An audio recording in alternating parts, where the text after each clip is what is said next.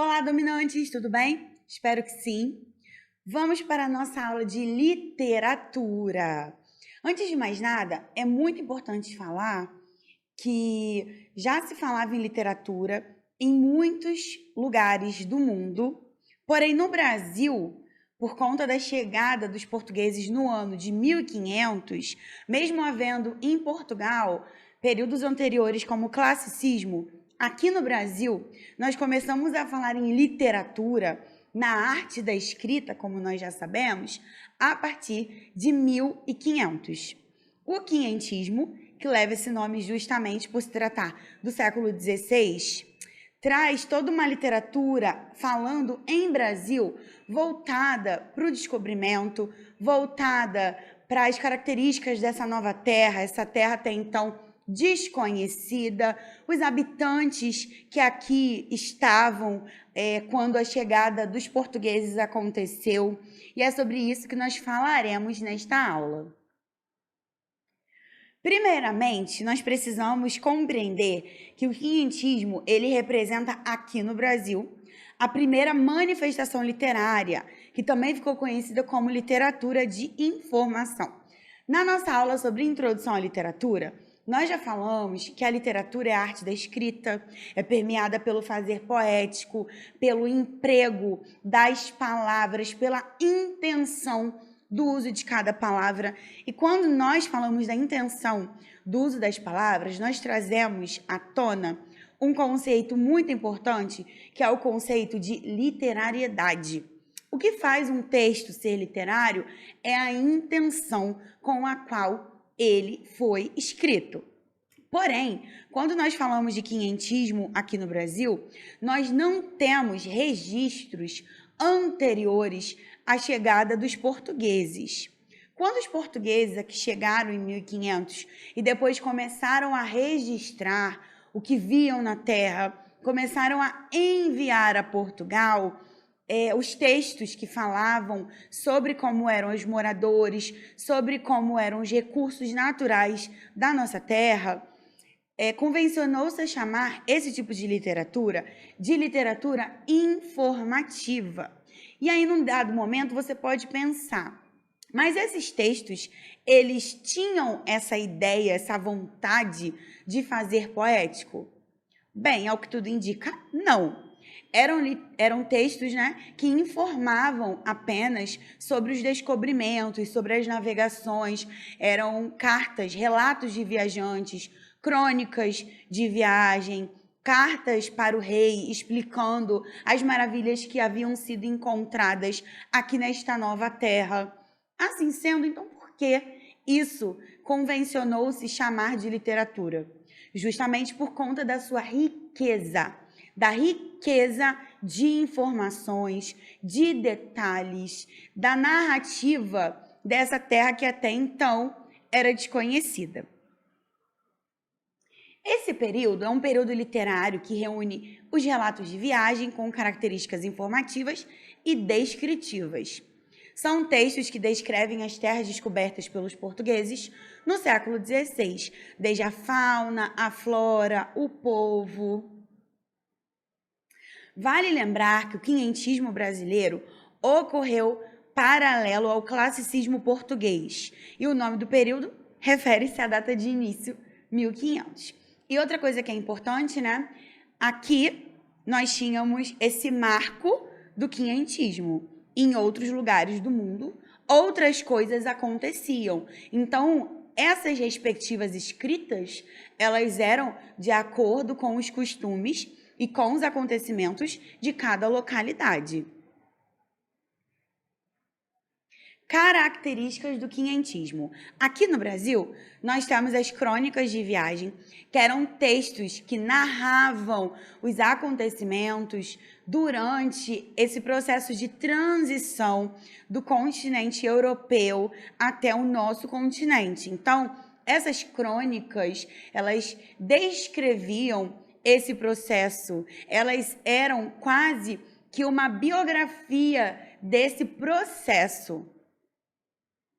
Textos descritivos e informativos, textos que davam cabo sobre as pessoas que tinham sido encontradas, sobre o clima do local, sobre tudo que acontecia de uma forma geral.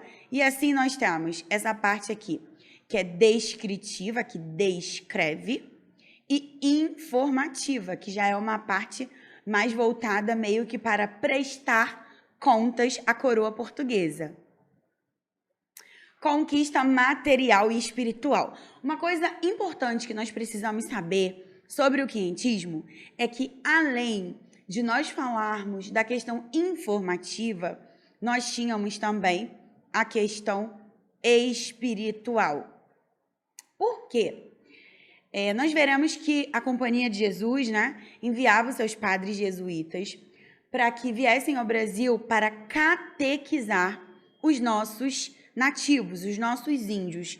Inclusive, as primeiras escolas do Brasil, elas foram fundadas pelos jesuítas. Eles tinham como intuito converter essas pessoas, né, que até então eram tidas, né, como pessoas selvagens, como pessoas sem conhecimento, ao cristianismo, que já havia perdido muitos fiéis na Europa por toda a questão que vinha acontecendo na reestruturação do cristianismo, a reforma protestante. Então, esses jesuítas que vinham ao Brasil, eles vinham com algumas missões. Eles promoviam educação, em alguns pontos a proteção, em outros pontos também promoviam essa conversão ao cristianismo, que era uma das missões.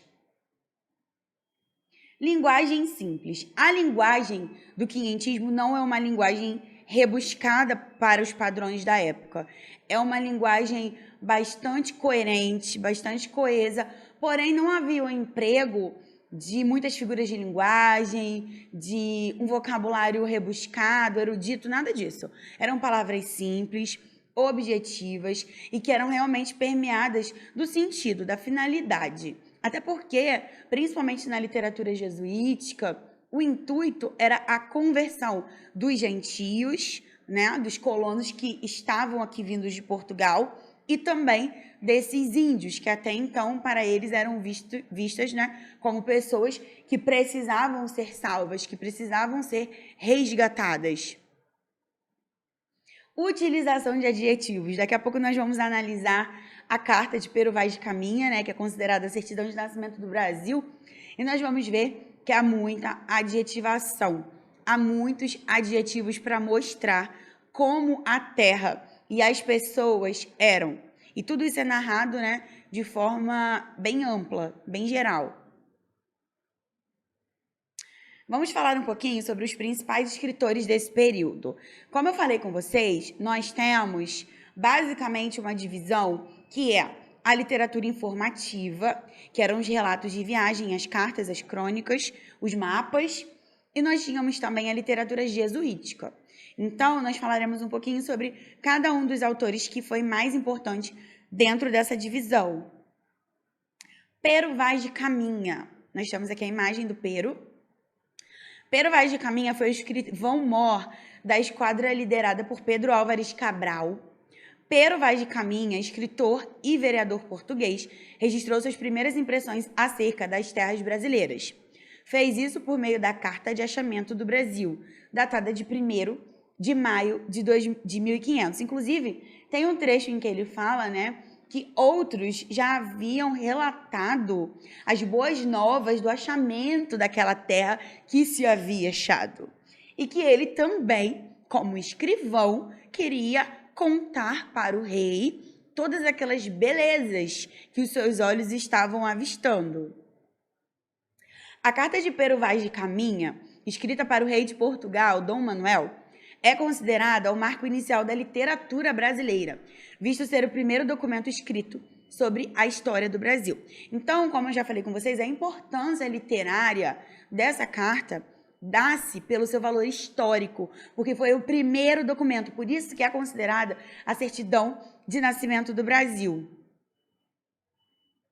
Nós analisaremos alguns trechos da carta de Pero e será possível que vocês percebam o motivo dessa carta ser considerada por muitos como polêmica, né? Nós sabemos que para o contexto da época, o linguajar que foi utilizado, o vocabulário, as expressões eram expressões comuns, mas hoje muitas pessoas, ao analisar a carta, entendem que os portugueses eles já chegaram ao Brasil pensando nas riquezas, pensando na exploração e já com algumas falas relacionadas a preconceito. Vamos lá. Essa referência é aos índios, aos nossos nativos. A pele deles é parda e um pouco avermelhada.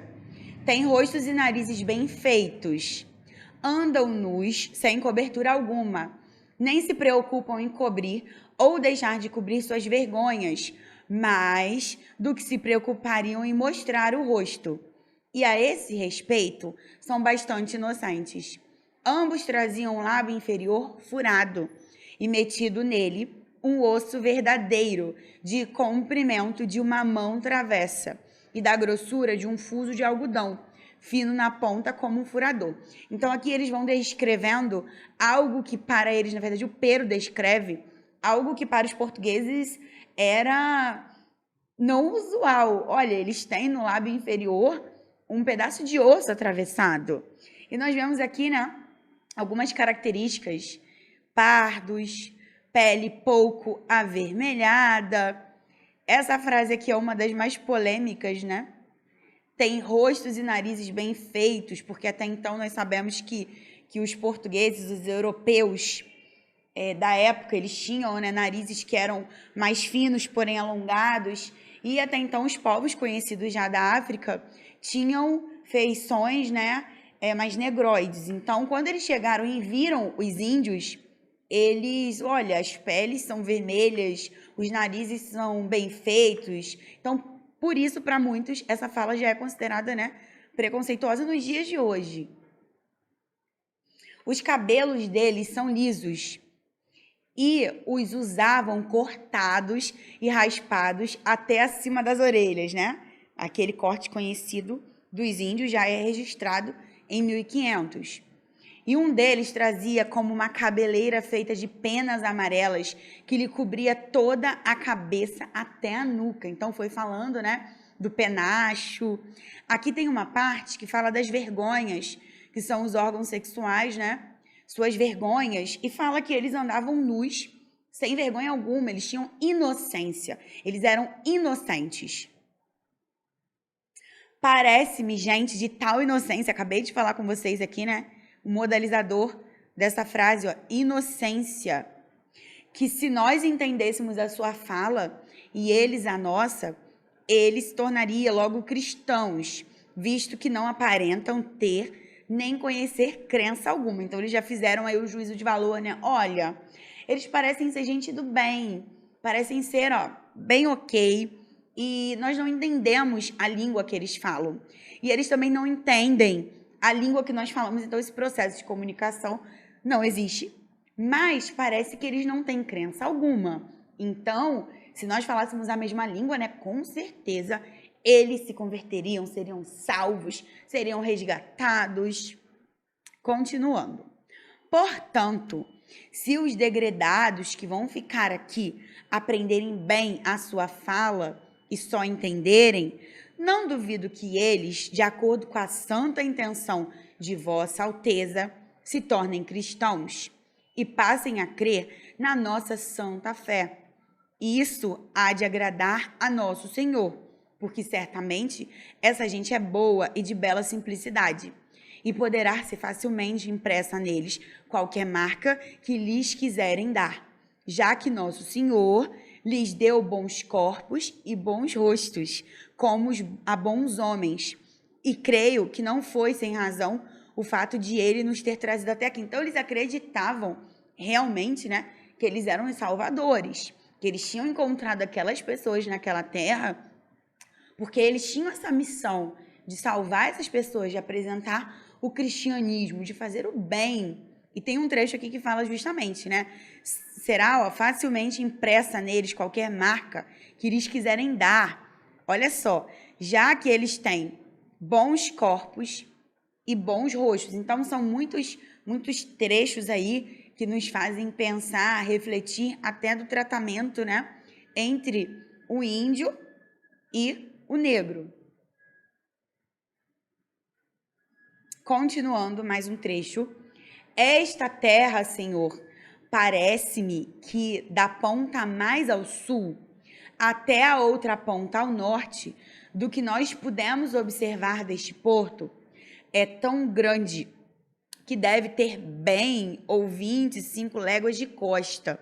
Ao longo do mar, tem em algumas partes grandes barreiras, uma vermelhas e outras brancas, e a terra é toda chã e muito formosa. O sertão nos pareceu, visto do mar, muito grande, porque a estender os olhos não podíamos ver senão terra e arvoredos, terra que nos parecia muito extensa. Então aí já é relatado, olha, tem uma boa terra, a terra é plana, a terra é bonita, tem um território legal aqui, dá para fazer bastante coisa. Até agora não pudemos saber se há ouro ou prata nela, ou outra coisa de metal ou ferro, nem os vimos. Nós temos um trecho anterior, né, porque eu não pus a carta toda, né, mas há um trecho anterior que fala que um deles, né, apontou pro castiçal, né, que era de prata, e apontou para a terra, como se na terra houvesse prata, e apontou para o medalhão, né, do capitão, que era de ouro, e depois apontou para a terra, como se ali também houvesse ouro. Então, depois disso, vem esse trecho aqui, que fala justamente, né, até agora não pudemos saber se há ouro ou prata nela, ou outra coisa de metal ou ferro, nem ouvimos, né? A gente ouviu dizer, mas a gente não tem certeza. Contudo, a terra em si é bem, né, boa do clima, um clima bom, é fresco e temperado, como os de entre Douro e Minho, nesta época do ano. As águas são muitas, infinitas, de tal maneira graciosa que, querendo aproveitar, dar-se-á nela tudo por causa das águas que tem. Então aí vejam que realmente há uma adjetivação e é uma linguagem simples, né? Mesmo sendo um texto escrito há mais de 500 anos, né? Escrito aí a partir da chegada dos portugueses, nós conseguimos perceber que não há grandes dificuldades para a compreensão do texto, justamente por ser uma linguagem bastante simples. Então, esse é o modelo de carta informativa, falando acerca, né, meio que um relatório do que foi encontrado aqui no Brasil. Falando sobre a literatura jesuítica, que era a literatura para catequese, a literatura para conversão, nós temos o jesuíta Padre José de Anchieta. José de Anchieta, ele foi historiador, gramático, poeta, teatrólogo e um padre jesuíta espanhol. No Brasil, ele teve a função de catequizar os índios, sendo um defensor desse povo contra os abusos dos colonizadores portugueses. Uma coisa que é muito interessante a gente falar é que a nossa primeira gramática, ela foi escrita pelo Anchieta, tá? Então a gente vai, ó, perceber aqui que fala, né, gramático, porque a nossa primeira gramática foi escrita por ele, né, que é a arte gramática da língua mais falada na costa do Brasil. Se a gente parar para pensar até no nome dessa gramática, né, da língua mais falada na costa do Brasil. Por quê? Porque ele entendia que havia vários povos no nosso território e que a forma como eles falavam não era única. Dessa maneira, ele aprendeu a língua tupi e desenvolveu a primeira gramática da língua indígena, chamada de língua geral. Quando há a fusão entre a língua do colonizador e do colonizado, nós começamos a entrar nas variantes crioulas. E aí nós temos essa língua, esse mecanismo, que é a língua geral, é uma língua intermediária. Não é mais propriamente dita apenas a língua do colonizado, assim como também não é puramente a língua do colonizador. É um meio termo.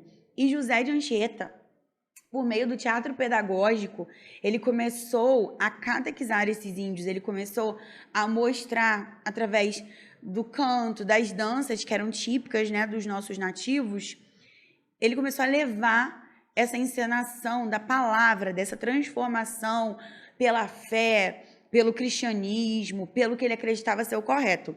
Ele permitia, nesse teatro pedagógico, que os índios eles participassem da encenação, que eles dançassem, que eles pulassem, que eles fizessem tudo que era típico, né, das suas próprias culturas. Porém, no desfecho, sempre a fé cristã prevalecia. E assim ele começou a entender os índios, ele começou a registrar as palavras e escreveu essa primeira gramática relacionada à língua geral. Suas principais obras são Arte de Gramática da Língua Mais Usada na Costa do Brasil, que eu já falei com vocês, e Poema à Virgem. Além desse teatro pedagógico, dessa gramática, ele escreveu também, óbvio, né, gente, vários poemas relacionados a santos, pelos quais ele tinha devoção, ele escreveu alguns autos. Aqui nós temos algumas imagens, ó. Percebam, né, que aquele famoso estamos ensinando pelo exemplo. Os nativos estão aqui de pé ainda com as suas roupas, as suas vestimentas da época. E aqui nós temos os jesuítas mostrando como deveria ser feito, né? Um jesuíta ajoelhado, lendo, e o outro, né, fazendo o que parece ser um sermão ou uma oração. Abaixo nós temos o nosso jesuíta, mais uma vez, aqui, ó, catequizando, mostrando. Vejam sempre, ó, o sinal do dedo para o alto, que representa o divino, né, na literatura, e sempre mostrando aos índios a supremacia do Deus em que eles acreditavam. E aqui nós temos a imagem de dois índios, ainda com as suas roupas, né, típicas, as suas roupas nativas, ajoelhados. É muito importante a gente compreender, gente, no processo de estudo da literatura, que literatura você não precisa decorar, você precisa compreender. Muita gente acha que para estudar para o Enem, você tem que decorar anos e datas. Não, gente, até dentro do estudo da história, né? Essa já é uma prática bastante desatualizada, não usual. E o que é importante a gente saber, a gente compreender que quando começou-se a falar em literatura no Brasil, nós falamos do quentismo, entender o que veio depois, quais foram as influências, né? Como eu sempre digo, história e literatura são matérias afins. Elas caminham juntas. Por quê? Porque a literatura, mesmo sendo a arte da escrita, ela sempre é determinada pelos acontecimentos históricos, pelas coisas que acontecem naquele momento da sua produção. Isso aconteceu no descobrimento do Brasil, isso aconteceu depois, né, quando a família real chegou ao Brasil, isso acontece nos dias de hoje, em que nós temos, né, as redes sociais como forma de produção, como forma de manifesto. Então, uma dica que eu dou para todos vocês que estão estudando literatura para o Enem, para os concursos, é justamente compreender que não se deve decorar, deve-se compreender que cada período ele tem as suas características, ele tem as suas especificidades, e que você compreendendo o contexto e o que aconteceu na história naquele mesmo período, você vai, ó, tirar de letra qualquer uma dessas questões referentes à literatura que caia no seu concurso, na sua prova.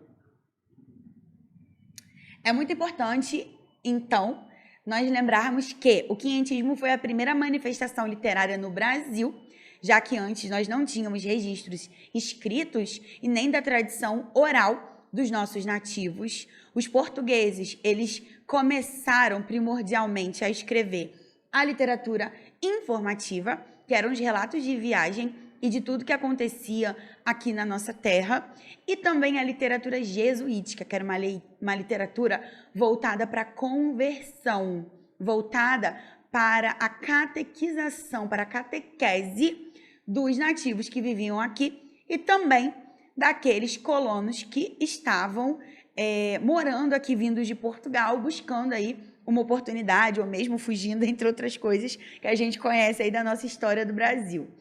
Eu espero que essa aula tenha sido bastante interessante para vocês. Um grande abraço e até a próxima!